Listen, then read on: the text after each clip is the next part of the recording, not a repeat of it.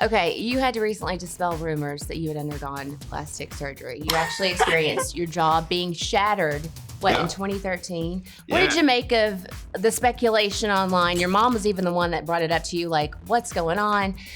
Why did you feel like you had to address those rumors now?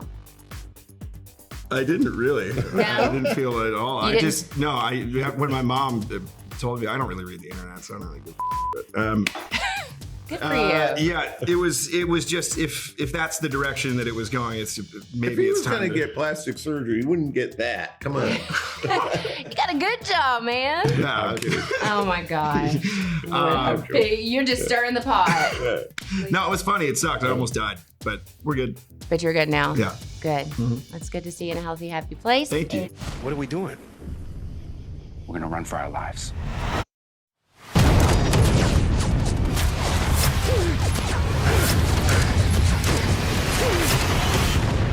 We're halfway home.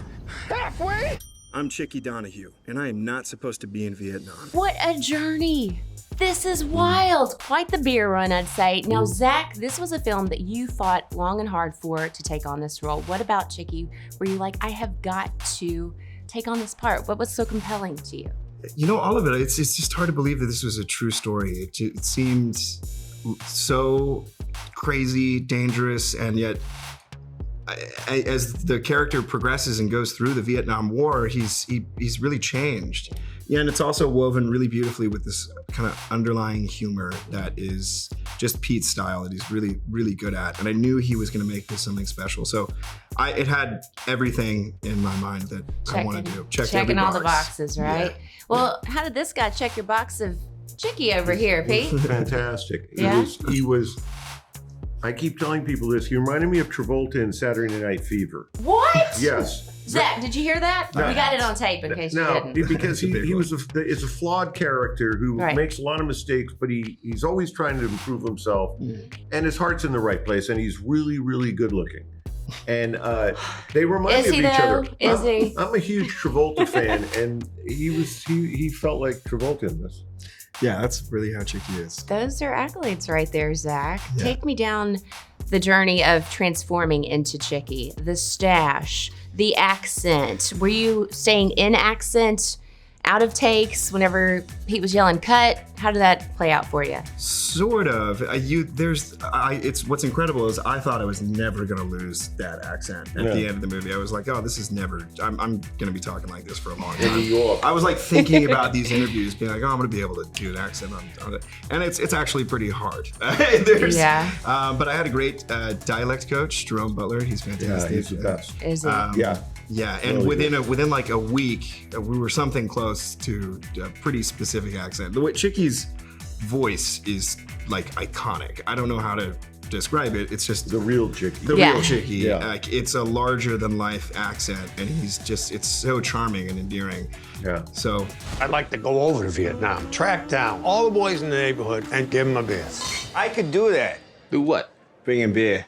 He's not serious. He's hammered. Look at him. The man's stone sober. That's his 5th beer, maybe, tops. I'm going to Vietnam, and I'm bringing a beer! Yeah! So this is the first film that you've brought to fans since Green Book.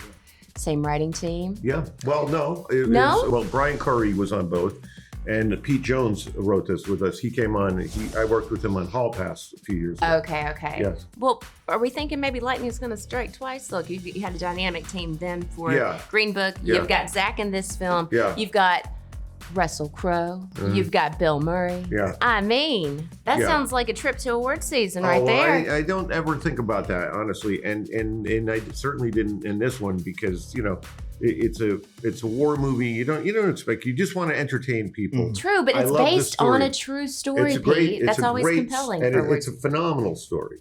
And that it's true is crazy that a guy brought beer to his friends in Vietnam during wartime and actually pulled it off.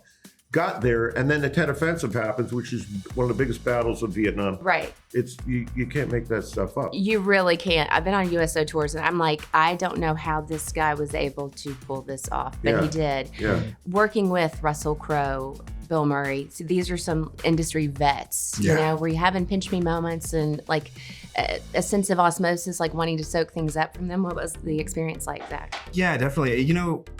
working with Bill Murray and with Russell Crowe is just it's a dream come true. But it's really interesting when you meet somebody like that and you're filming a movie and you're sort of in the process already. You just start working together, and there's something that really the great actors do that Bill and Russell did that was just they are so present and they care so much about this craft that they've mastered so many different aspects of filmmaking. Like they become more than your co-star. Like they help you through takes. They have ideas.